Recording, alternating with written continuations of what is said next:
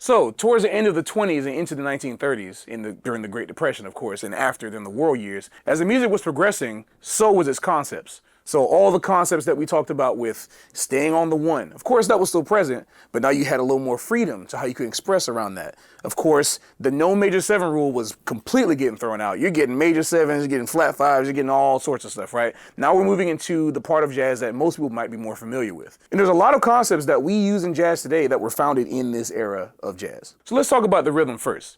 As the music moved out of New Orleans and into the big cities like Chicago and New York, the sound of the music also started to change, and the preferences of these people and what they wanted to hear also started to change. Specifically in New York, you had clubs like the Cotton Club and the Savoy Ballroom, which had Battle of the Bands with giant, we're talking about orchestras. They were calling them orchestras at the time. And these orchestras consisted of moving the instrument away, moving the bass instrument, for example, away from the tuba to the upright bass, changing the focus of the rhythm from the snare drum and the drum to now the hi-hat and the ride cymbal, which would come later. These changes influenced the way the musicians would play and the way the music would sound for the dancers that they were playing for. As more instruments were being added, the size of the band may have changed, but of course, some of the same instruments were being included. You had trumpets, you had saxophones, trombones. Some of the instruments were similar, but with the change of the tuba to the bass and the snare drum focus and the bass drum focus to the hi-hat and the cymbal, the style and attitude of the music was also allowed to change.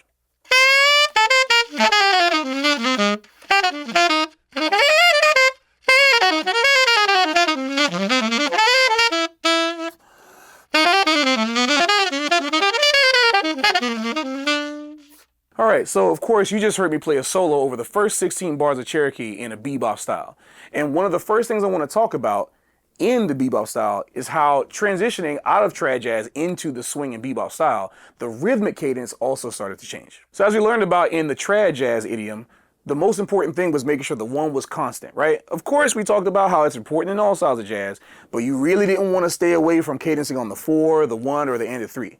Of course, when we move into swing and bebop, that started to change. You can throw all that out and include more interesting, as is what people think is interesting, cadence and rhythmic resolutions within the beat. So as a quick refresher, let's go ahead and explore the difference between me playing Cherokee in a trad style versus Cherokee in a bebop style. So here's 16 bars of each.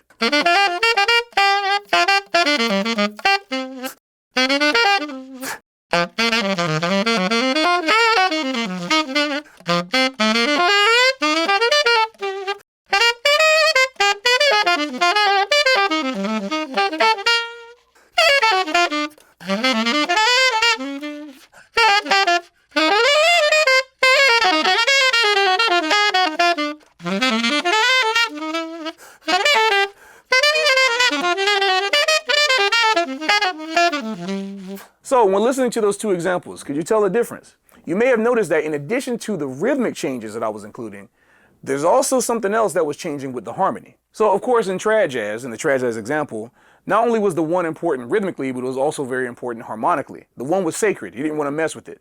That means that any type of note that kind of took away from the sound of the one was kind of off limits, but only in taste-wise. Just like how a lot of musicians feel about pop music today, the bebop musicians also thought that it was like corny and out of fashion to be super obvious, and subtlety and more abstraction was more desirable. So with these changes in preference also came a change in how they wanted to see the music being played. And as a result, it became more acceptable and actually desired to play different types of harmonic choices outside of just what was in the typical triad and the major 6 chord. For example, a 5-1 resolution became a 2-5-1 resolution. And as a matter of fact, in so many different songs, you might hear there are songs that used to just have a 5-1 or even a diminished chord became changed to having a 2-5-1 or a substituted chromatic 2-5-1. For example, in the 7th and 8th bars of the A section of Cherokee, normally I was telling you in the trad jazz example to play just one dominant chord. We're talking about 5-1. Okay. Well, a bebop player during that time, for example, Charlie Parker, might look at that chord and want to extend the feeling and make it less direct. So instead of just a 5, let's add a 2 to the 5. And it would sound something like this. As opposed to, which is just a 5. All right, y'all. Thank you so much for watching this video. I hope you enjoyed the concepts that we talked about. And if you want to get even more in-depth into these concepts, be sure to go and click the link below. It's in the description. And make sure you put in Styles25 as the code to get $25 off. Thank y'all again. I'll see you next time.